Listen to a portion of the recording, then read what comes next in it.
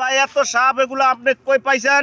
ভাই এগুলা কোথা থেকে আছে তা জানি না, হ্যাঁ। আমাদের এলাকায় বন্যার পানিতে অনেক সাপ এসেছে। বাবা আর বিশাল বড় বড় সাপ। এই সাপ কি করবেন আপনি? এখন এই সাপকে আমি পিটিয়ে তারপরে পাশিতে ঝুলাবো।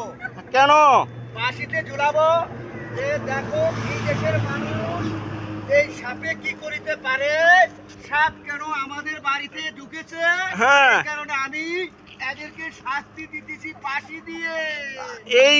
এইখানে যত সাপ আসবো এইরকম ফাঁসি হবে, সব সাপের এরকম ফাঁসি হবে, মানে ফাঁসির কার্যক্রম শুরু হচ্ছে। এই এলাকায় যেন কোনো সাপ না ঢুকতে পারে।